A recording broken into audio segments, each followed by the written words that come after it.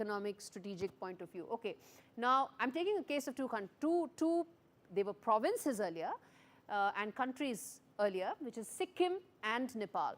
Now, as far as Nepal is concerned, India signed and inked a treaty of peace and friendship way back in 1950. This was under Pandit Nehru, and this was a time when the Ranas were there, and the king had been deposed, and he was in fact living in exile in India that time. This is the time, 1950, when that deal was signed. Now, in contrast, there was also a deal with that Sikkim signed, where it became a protectorate of India. So, you can see what worked for Sikkim that didn't work for Nepal. As I said, unless you draw comparisons and go back in time in history, you cannot really understand the present. The other fact is, let's go back to that. In Sikkim, in 1975 is when the referendum was signed, came into play, and that is when the monarchy was abolished, and Sikkim became a part of India. That's the one. Let's take that Sikkim part of it to understand how it unfolded. As far as Nepal is concerned, in 1975, again the same year, it pushed for a zone of peace that India refused. So there are several layers of what really happened and transpired between India and Nepal. So there was a time, as I said, when the treaty was signed in 1950 between Pandit Nehru and Ranas, when the king was in exile. Now, when the king came back to power, there's historical literature that supports this claim that the king offered to unite and be a part of India as one of the provinces, like Sikkim.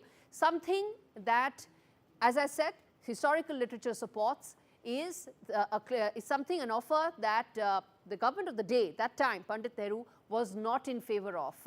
One can surmise it could also be because of the fact that India under Pandit Nehru projected a secular image, there were secular credentials, and Nepal was a Hindu kingdom, Nepal was a Hindu country. That played on whether or not to merge India and Nepal during the time of the exiled king.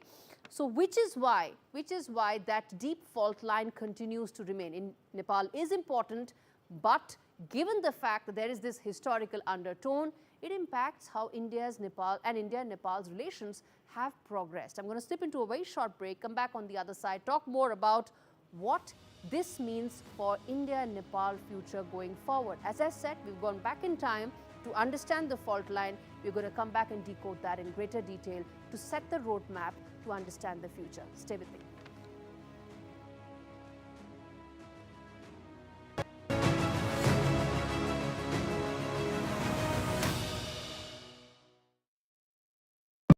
Sun's out, fun's out.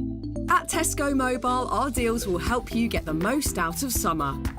Get a SIM with 100 gigs of data for just £16 a month with club card prices. And what's more, we'll help you save on your summer activities by collecting £20 worth of club card points too.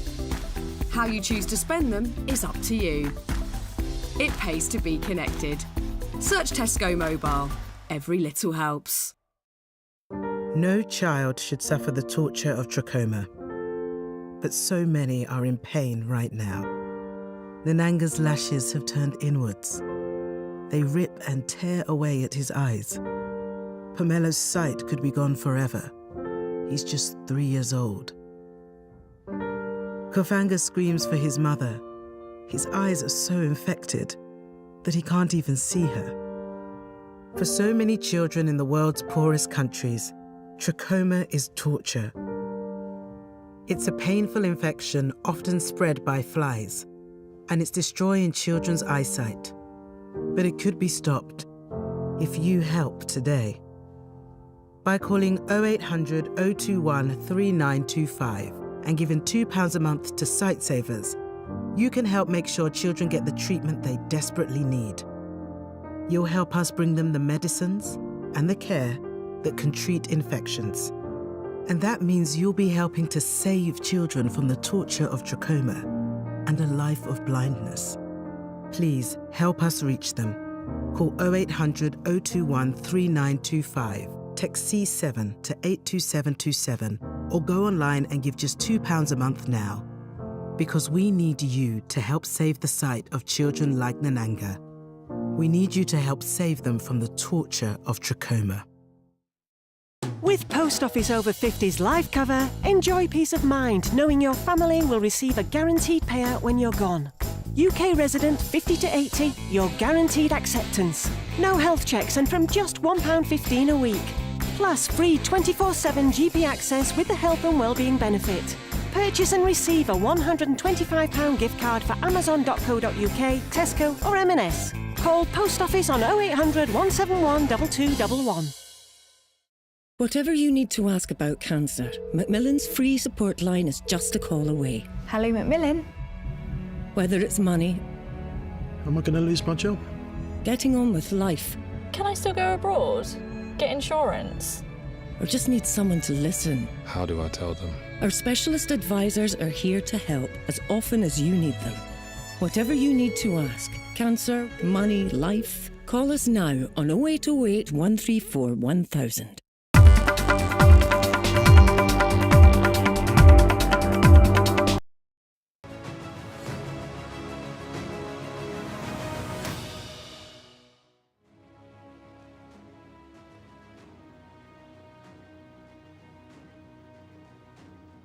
All right, we understood before going into the break as to why we need to go back in time to understand the India-Nepal relationship. India, it seems, there was some historical literature supporting it wanted to be a part of India as a province. That's what Nepal wanted to do, just like Sikkim. But due to several factors, historical as they may be, it didn't work out. And that explains partially why during the last couple of decades, India-Nepal relationship has undergone a sea change. And in the backdrop of that, as the current protests continue to intensify, it has ramifications for India from a strategic point of view, from a security point of view. The fact that there's been such a sea change in power in Nepal, that you had a king who was deposed and you had a Maoist leader who actually was a pioneer of guerrilla warfare in Nepal, now running and being part of the establishment. Who brought about these changes? How did that actually happen? From a kingdom, Hindu kingdom, all the way to a communist country with guerrilla warfare background, now leading and being part of establishment. That is important to understand to really decode the future of Nepal and Nepali government. I'm going to play out this report to tell you in detail the players who are part of the Nepali political landscape.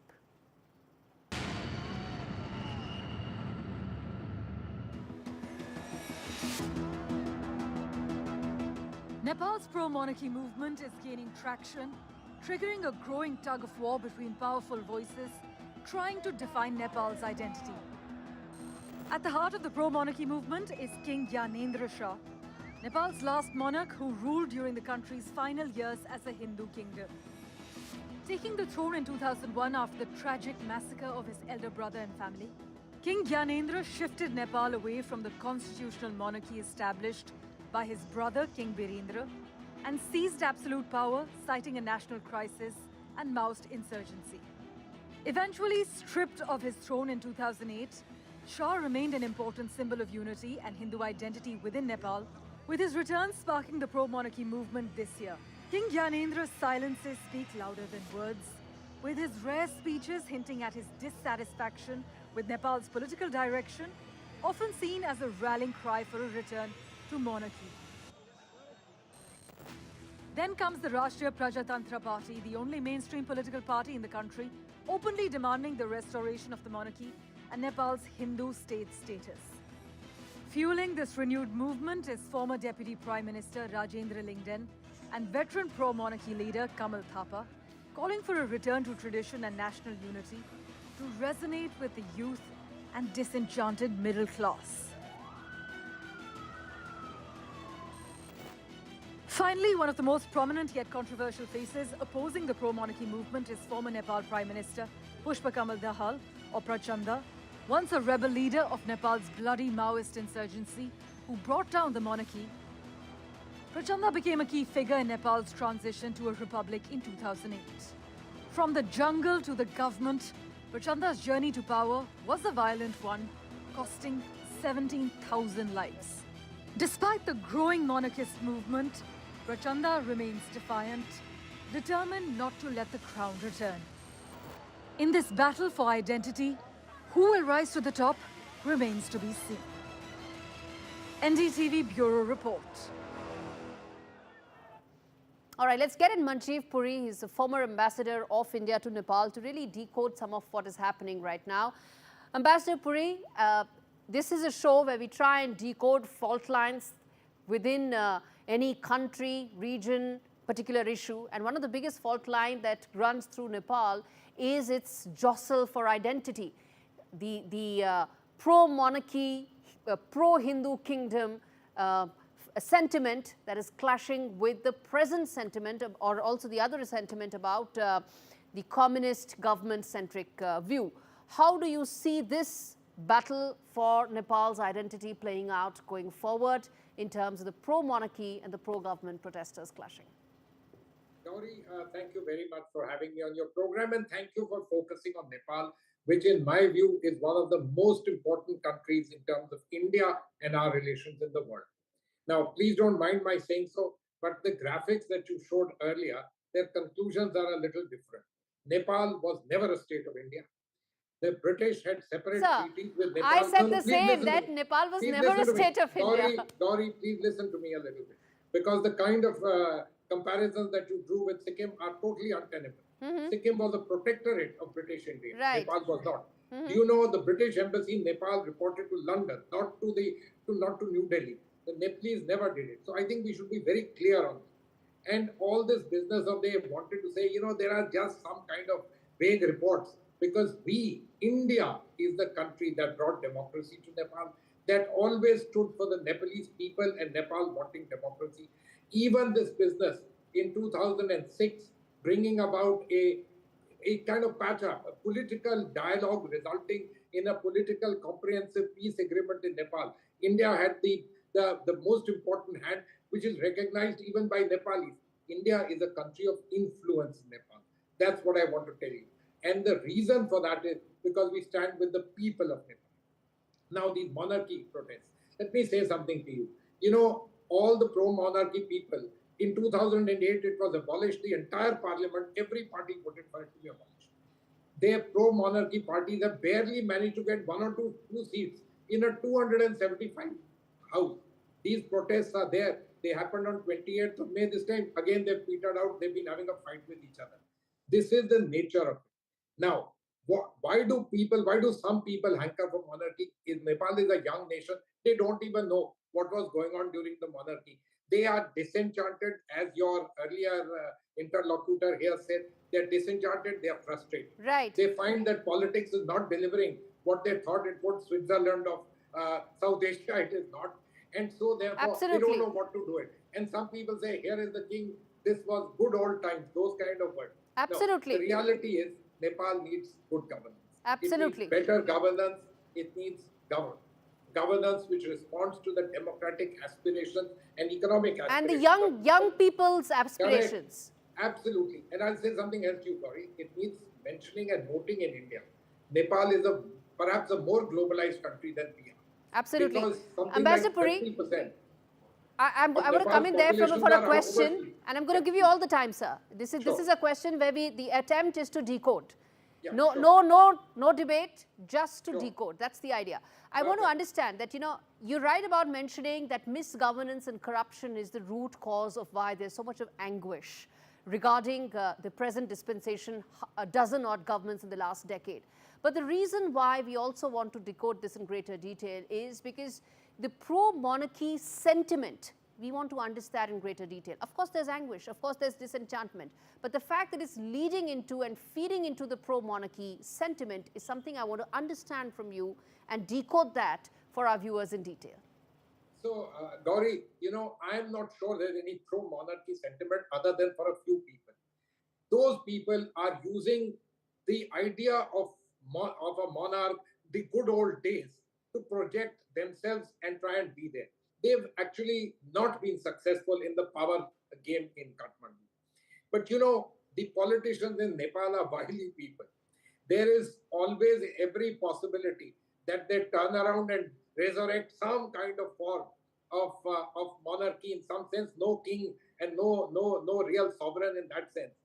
If they find that it appeases things and gets their politics done. It's a country where politicians are rent-seeking, where politicians are willing to do anything to remain in power. And basically, there are 3 big players who've been sharing power over the last 10, 15, 20 years. Two of them are currently in power together, which makes it a very formidable combination. Mr. K.P. Sharma Oli, who's Prime Minister and who comes from the Communist Party, and Mr. Sher Bahadur Dioba, who's the leader of the Nepali Congress, the big democratic party, symbolic party of Nepal, symbolizing democracy. Yes. You mentioned Mr. Prachand. Gaurie, it's important for us to know that when the Maoists were waging their insurgency in Nepal, the Chinese had nothing to do with it. They said, who are these Maoists? We have nothing to do with it. Absolutely. And in fact, their inspirations all came from India. And that's why we had the ability to be able to tell everyone, look, come together. You are a good country. You are an important country for us. Get your act together. Democracy is what we do. Democracy is the best for you. And we have had a sterling role in guiding Nepal. This is a trying time because globalization, its benefits are not absolutely, sir. Wanted. Absolutely, sir. We decoded this in detail. You can't fault me for not giving you enough time. It's a complex issue, and I'm going to keep coming back because it impacts us on so many levels. Ambassador Puri, thank you so much for speaking to me. And on that note, completely timed out as we tried to decode yet another fault line. We're going to come back next week with another episode of Fault Lines to decode beyond the headlines, beyond the divide, because there are issues that need greater clarity and more in-depth focus. Thank you so much for watching this episode.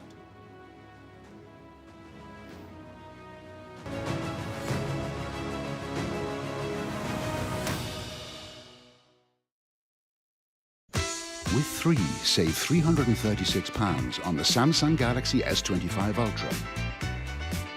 And claim a Galaxy Tab A9 Plus worth £259 when you buy today.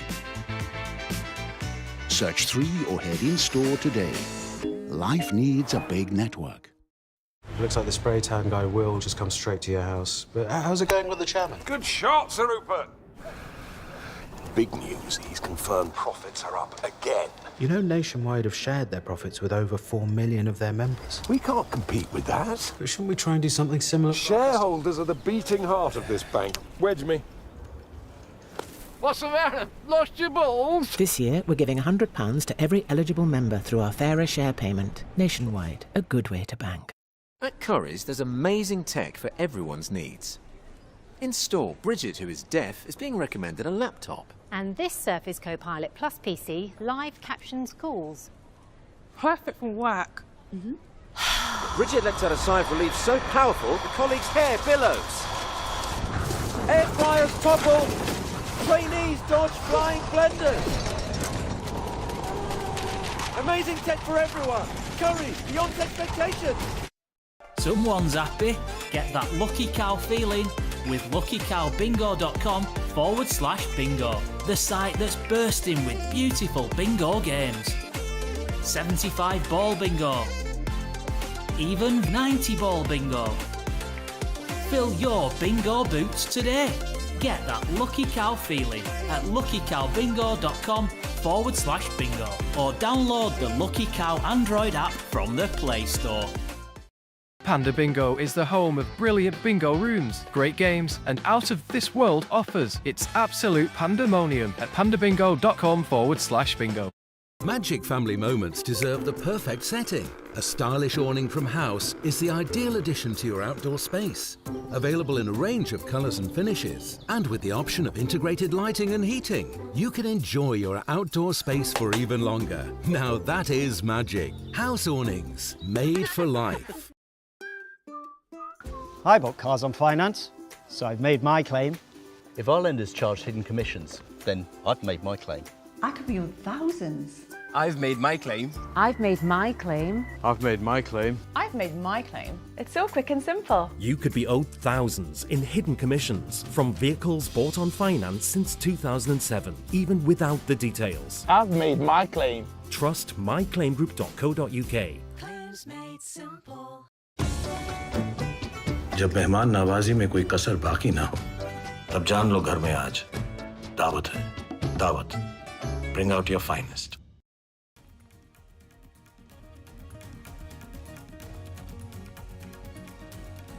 The probe heat continues to be on RCB now. The RCB is under a lens over the social posts on the parade. the RCB announced a victory parade on the social media.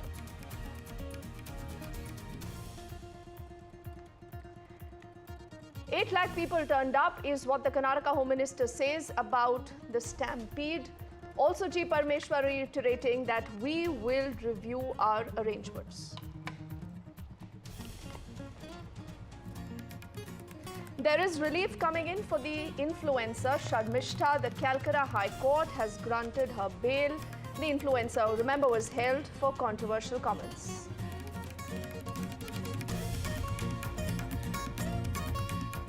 The Rafale maker is tying up with Tata, and its parts now will be made in India.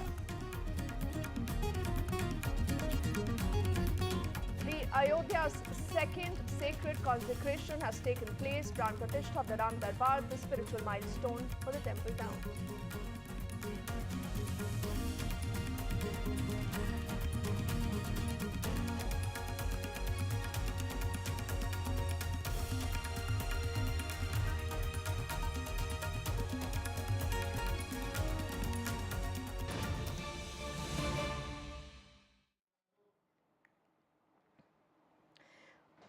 Welcome back, and thank you for staying with us here on NDTV. Remember, the RCB is now under the scanner when it comes to the social media post calling for a victory parade. In fact, what we can tell you is that the RCB management announced a victory parade post the match. Then early in the morning on June the 4th, the announcement on the social media came without any kind of discussions with the police, is what we are learning. The Bengaluru police almost became obligated after that formal announcement that was widely circulated. So could this mean that something like this was clearly avoidable? The answer is yes. Who's responsible is the critical question now. Who's responsible for the 11 lives lost is something that, remember, needs to be probed as far as this tragedy is concerned. And did that announcement of that victory parade happen without the consent of the police? Had the police been in the know, is what sources tell us. They could have prepared better arrangements. Clearly, because the capacity at the stadium, remember, was just about 35 to 40,000 people, and outside there were lakhs of people. The Home Minister of the state earlier has also reiterated that we will go in for the review of the arrangements, but for the moment, RCB is under the lens and the radar because they called for a Victory Day parade in spite of absolutely no clearance that did come in from the state police that possibly was responsible for ensuring that there is proper bandobast and management on ground zero to avert a tragedy like this. But Deepak, as you break the story for us, what becomes very, very clear is that we possibly could be moving closer to fixing accountability. Have we heard absolutely anything from RCB yet? Did they actually announce a parade without keeping the authorities in the loop? Well, top police, sources have, told NDTV that there was not even a consultation that happened when the first social media post went out announcing that, victory parade. First announcement said 3:30 is when the victory parade happens. Mr. Santosh Lad is here. Just 1 second, sir. We are live. 1 second, sir. If you could just join us, I will, in fact, try and get Mr. Santosh Lad to answer on this particular information that we've gotten hold of, where the RCP, official handle on all social media platforms have put out this post. Firstly, saying that 3:30 is when they're going to have a victory parade. There was no consultation with the police or the government held about this announcement. They did make that. Then they themselves changed it to 5 to 6 p.m. Why did they actually post this when there was no outright permission that was given? And in fact, some of the top police sources say there was not even a consultation that happened. Eventually, it became an obligation of sorts for the police to handle the situation.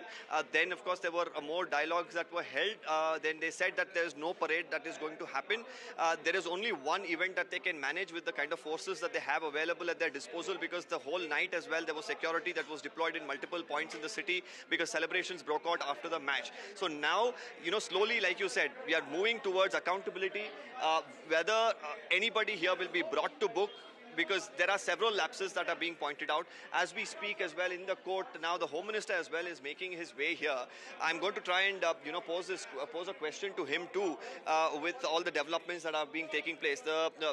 Many of the ministers, of course, have been saying that they do not want to comment at this point in time. The Home Minister in particular, when we put questions to him earlier in the day, didn't have much to say about who's going to be held accountable, who's going to be held responsible for these lapses. So many questions come up. But right now, I'm told, Mr. Sudhakar, if you could just join us here, Minister from Karnataka government, Mr. Sudhakar, joining us. A crucial piece of information that we've got is that the police sources tell us that the RCB, official handles put out social media posts, where they said, or rather announced that it's going to be a parade, and the cops were not even consulted. There was no permission that was given. How can this happen that social media posts are put up without consulting with the police? See, I am not aware about what has transpired, because I was there when this discussion happened with the CM's house. Okay. Our cops, DG himself, they said vehemently, we are not going to allow any open procession because it's very difficult to control the crowd, because they are in a very joyful mood, and there's no limit for their excitement of RCB winning the cup for the first time. So it was made very clear there was no victory parade. Then, but that's where the question comes. If during this meeting that you were a part of, they're saying that I was not part of the meeting. I was present when the announcement happened. No, when these people from the cricket stadium came to meet the Honorable CM to invite him for the program which was going to be held on. Give us a timeline, sir. When was this? When did they come? No, this was around 10:30 in the morning. Yesterday morning. So and the cops were because I have to tell you, earlier there was plans of a open procession, and even KSTDC also had prepared the vehicles. But the cops outrightly they rejected that we cannot have an open procession, for which CM also was in sync with the thing, saying that no, let's not take any risk. Government has behaved very responsibly. See, government has never allowed anything to happen.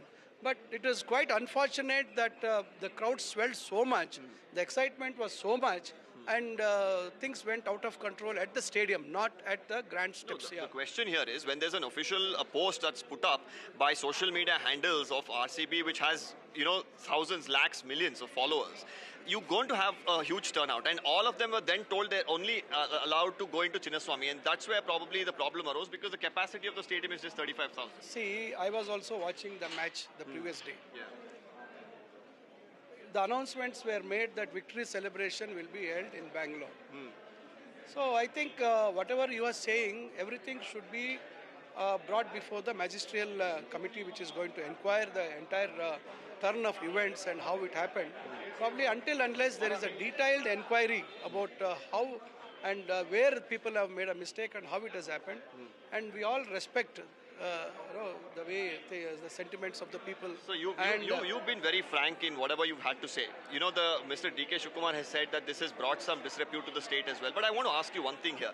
Was there a need to have event at two different places? Because many of them are saying the police got divided. If the event was only going to be at Chinnaswamy, even if the felicitation by the Chief Minister, by ministers, everybody happened only there, then the police presence would have been more in one location, isn't it? So this, do you feel, added to the chaos? See, there are two arguments. If at all, now you said, see, the capacity of the stadium is only 35,000. Okay? And what was the crowds which were there? And I would like to ask you, what was the crowd present in front of the grand stadium? Imagine if this same crowd also were added to that crowd there. Even in spite of having whatever police force was here, if it was there also, do you think they could have managed the crowd? Okay. See, arguments, people can put forth different arguments. How was the crowd? The only reason the arguments are coming is because there's no clarity as to who's going to be held accountable. So 11 lives have been lost. Who do we ask now that this was the responsibility? This person should have really be held accountable for it. See, that's the question, isn't it? No, that issue only unless the inquiry is conducted. Where the people have erred, where they have failed to probably contain the crowd swelling. And probably it's a very unfortunate tragedy, because my own two boys I have lost from my constituency. They're all known to me, those families are known to me. Even at this moment I'm not able to come back to terms, because I feel very very saddened. I'm very saddened for this issue. It has indeed been a very unfortunate and we all are feeling very, very depressed. In fact, from yesterday, I'm getting very emotional. In fact, I saw your video coverage in the last night when we were asking people where things have faulted. I think crowd also, they were saying to your channel, saying that what can anybody do when such a huge crowd comes? And even they were also not putting the blame on the cops. I think you remember what people were telling when they were interviewing you, when you were interviewing them.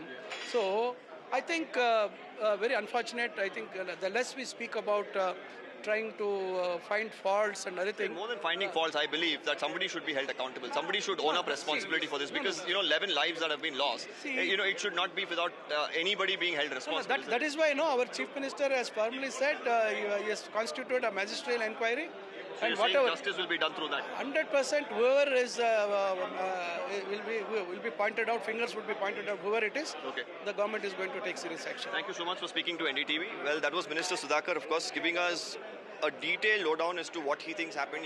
One important aspect, takeaway from what he said in connection to what we just broke for our viewers, that the RCB management could come under the scanner, is that he says around 10:30 when the meeting of the KSE officials happened. KSE, of course, has taken what the RCB wanted and gone to the Chief Minister. That even at that point in time, they said no parade. So why were these social media posts put up? That's a very big question that will be asked during the magisterial inquiry, answering to do by the management as well. And finally, after the magisterial inquiry, according to the minister, we will get an answer as to who is going to be held responsible and accountability should be taken by them. Okay, Deepak, it's an interesting conversation that you've just had with the Karnataka minister who's quoting the NDTV coverage, but only partly. He's speaking about the fact that people did realize that there was so much of crowd and absolutely everything else. You can't put the onus just on the state and the cops. But let's also get details of what's happened as far as the case in the court is concerned. The Karnataka government in the High Court has said that all arrangements were made. They said we did make police arrangement. About 1,380 cops were deployed.